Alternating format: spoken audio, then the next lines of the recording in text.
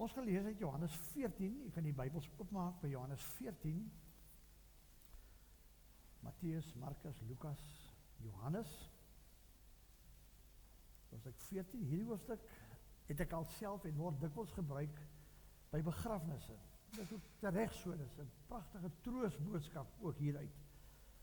Maar om ook die volledige gesprek van Jesus van hoofstuk 14 tot 17 te kry, gaan ons nou vir 'n paar geleenthede stilstaan by hoofstukke 14, 15, 16 en 17. 17 die hoëpriesterlike gebed en dan gaan ons min of meer by Pinkster wees. Terwyl ons die Bybels oop het, kom ons raak 'n oomblik stil en ons maak gebruik van die voorreg en die uitnodiging om met die lewende God te praat. Daarvan word ook gepraat later in hoofstuk 16 sal ons daarby uitkom. Iets wat ons as algemeen aanvaar. Maar daai dik gordyn daar in die tempel, hy het geskeur. Die Here het gesê, nou kan julle reguit met God praat. En die wonder is, hy hoor. Kom ons raak stil.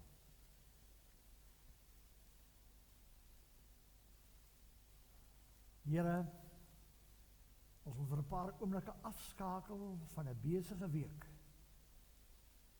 Van al die dinge goed en sleg wat ons aandag opeis. Om net vir u te sê, dankie. Dankie dat ons met u mag praat. En dankie dat u met ons praat. In 'n wêreld wat vergaan.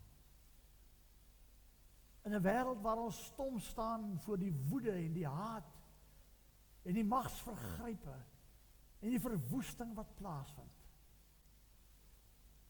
Wil ons in stilte, in kalmte, sonder vrees, net in u teenwoordigheid wees en hoor wat u vir ons wil sê. Ons bid vanmôre vir mense wat huil, wat stikkend is, wat geliefdes aan die dood moes afstaan. In sommige gevalle vir ons so onbegryplik en onverstaanbaar en onnodig. Here, neem oor daar waar ons woorde en waar ons vat en gee tekort kom. Daar waar ons nie kan bykom nie, daar kan u werk. Daar kan u troos en help. Here, help vir ons om so te leef. Dat die dag as u vir ons kom haal, hulle wat agterbly getroos sal wees. Help vir ons om liefde te gee. Want ons weet dit kan nooit ophou nie.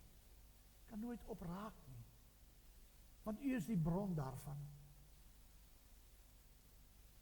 Help vir ons as u kinders.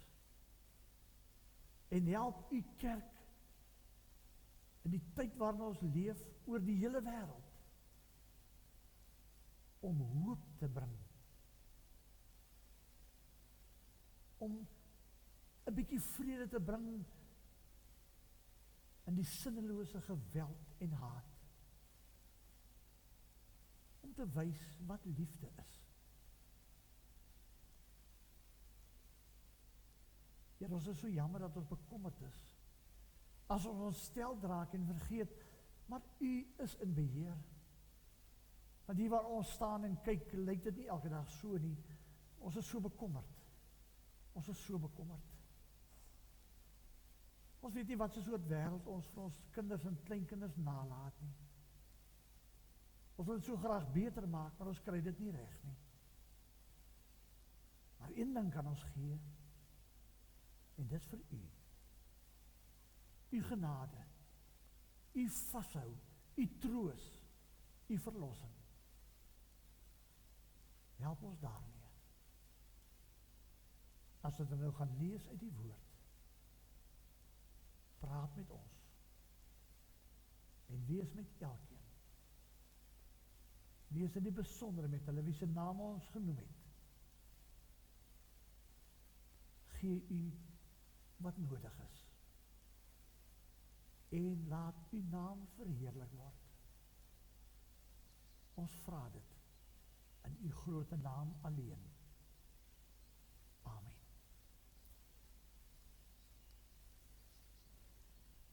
Kom ons lees eers dan nou vanmôre die eerste 14 verse van Johannes 14. My Bybel op bladsy 127, ek lees vry in die Nuwe 2020 vertaling. U kan volg in die vertaling wat u voor u het. Die Here Jesus lei hierdie groot alleenspraak byna.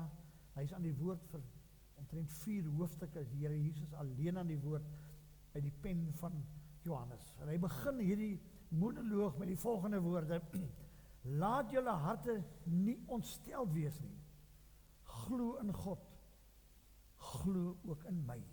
Dieselfde gedagte resoneer in Openbaring 1, waar Johannes beangs voor Jesus neerval en hy met sy regterhand aan hom raak en sê: Moenie bang wees nie. Ek is by jou, die eerste, die laaste en die lewende. Vers 2: In die huis van my Vader is daar baie woonplek. As dit nie so was nie, sou ek dit vir julle gesê het. Ek gaan om vir julle plek voor te berei. En as ek gegaan het en vir julle plek voorberei het, kom ek weer en sal julle na my toe neem, sodat julle ook kan wees waar ek is.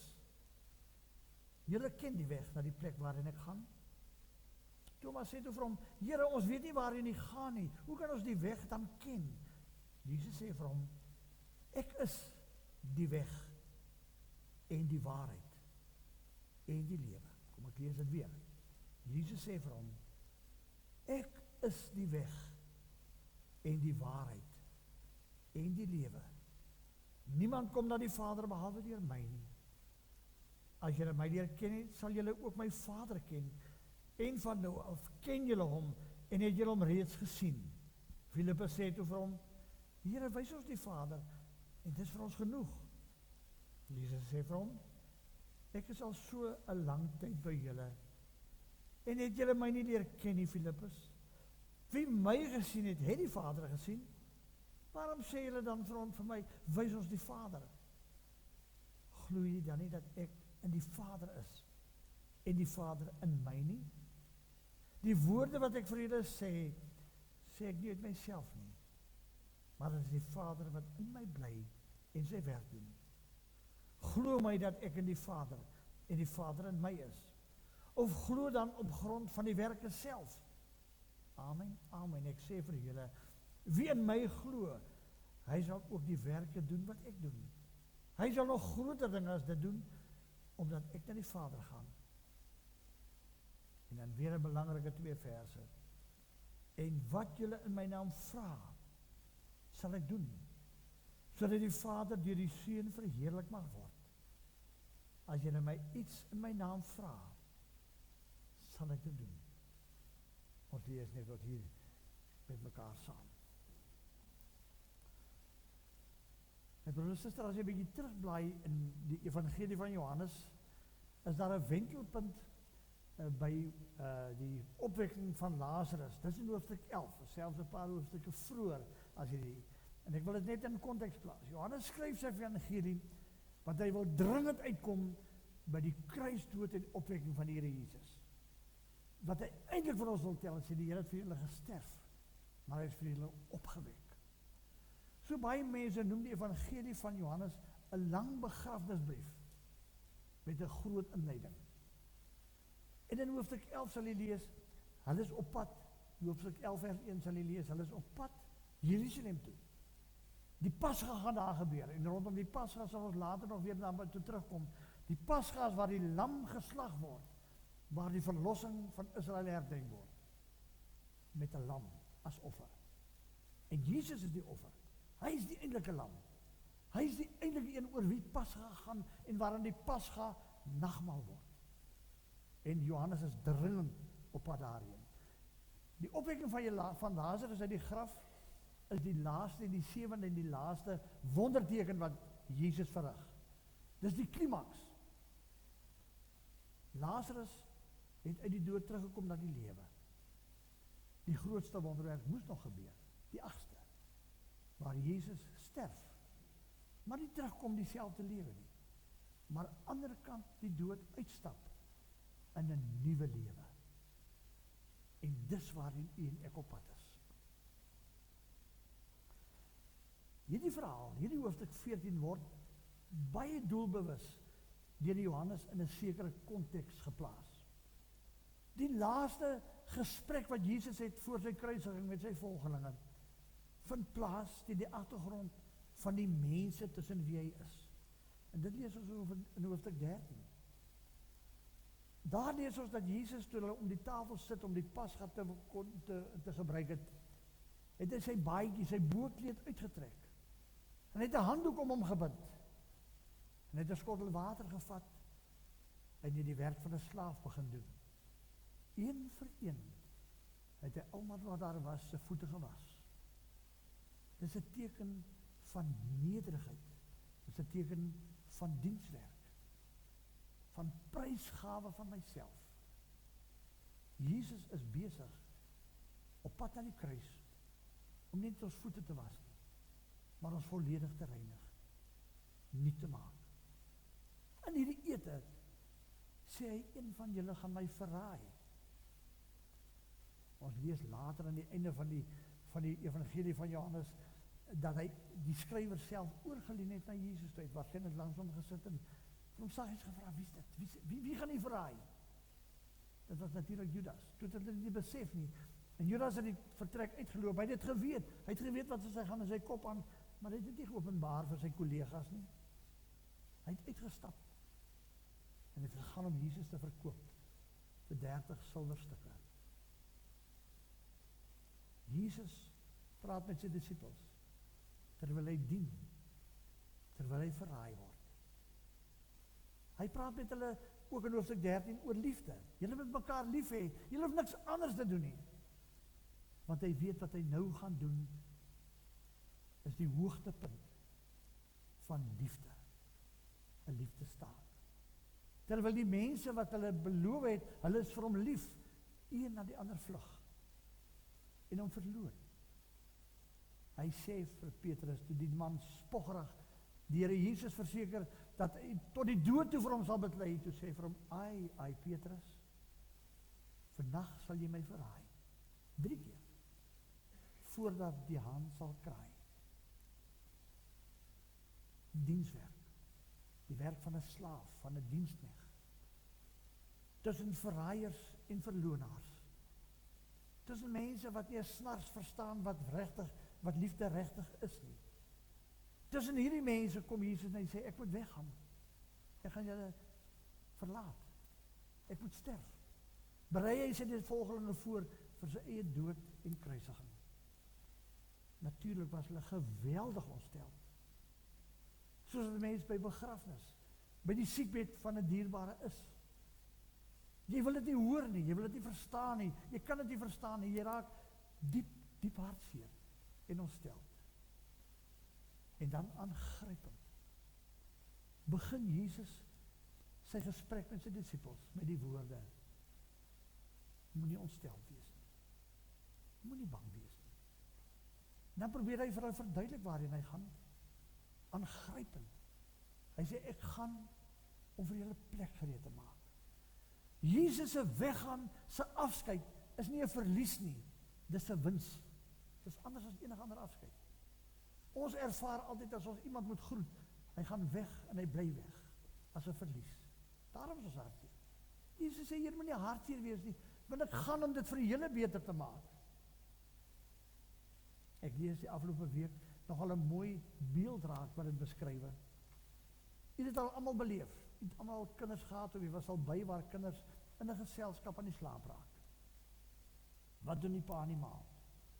Op 'n sekere stadium dan sal hulle afbuk en die kleintjie optel en in sy eie bed gaan neerlê. Dikwels verstaan die kind nie wat nou aan die gebeur het. Hy is deur die slaap. En dikwels protesteer hy, nee, los my, ek wil nie. En hy skop en hy is nie gemaklik met hierdie aksie wat met hom plaasvind nie. Want hy dink sy pa gaan hom alleen los. Nee. Die papa en mamma gaan jou nie alleen los nie. Hulle maak dit vir jou beter.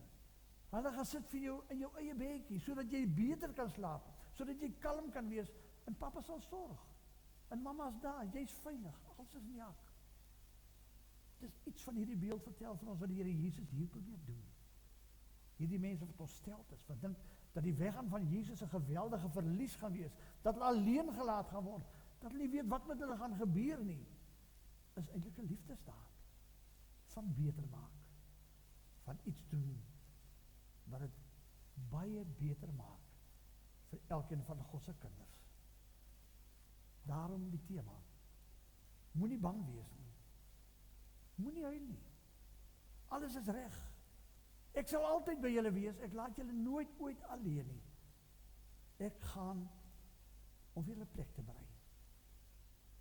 Met sy weggaan sluit Jesus die toekoms oop. Maar maak hy ook nou waar ons is sinvolle bestaan, 'n lewe van liefde moontlik. Want ons is veilig. As ek soms voel asof die lewe ons baie onregverdig behandel. As ons seer kry en stikkend is en huil sonder uitsig en sonder hoop. Voel mooi. Dalk is Jesus net besig om vir u te dra na 'n beter bed, na 'n beter veiligheid. Hy sê, ek is die lewe. Ek is die waarheid. En ek is die pad na die toekoms. 'n beter toekoms. 'n verlossing vir elkeen van my kinders. Mag jy dit beleef? Mag jy hoor wat die Here Jesus vir sy disippels gesê het? As ons rondom ons kyk, as ons in onsself kyk, dan sien ons dat dit nie werk nie. Ons is ook maar verraaiers en verlonaars. Ons is ook maar vuil van die sonde. Nee. Dis vir sulke mense wat Jesus opraap en sê, jy's veilig. Laat my toe om jou te dra totdat jy eendag by my kan wees. Mag jy dit beleef. Amen. Here, dankie dat u moeite gedoen het om vir ons te verduidelik dat alles reg is. Dat u weggaan nodig was, omdat u vir ons 'n beter toekoms wil gee, en kan gee, en sal gee. Dankie dat ons nooit alleen is nie. Dankie dat u vir ons 'n trooster gestuur het. Dankie dat u op 'n ander manier by elkeen van ons teenwoordig is. En dankie dat daar geen einde aan u liefde vir ons as u kinders is nie. Dankie dat u en die Vader een is. Dankie dat ons iets van God se grootheid en heerlikheid kon sien. Maar bo alles, dankie dat ons God se liefde vir ons kon sien. In en deur u werk. U die lam. U wat u self opgeoffer het. Sodat ons veilig kan wees. Sodat ons 'n toekoms kan hê. En sodat ons nou reeds 'n sinvolle, volledige lewe kan geniet. Aan u die eer. Aan u die dank. Amen.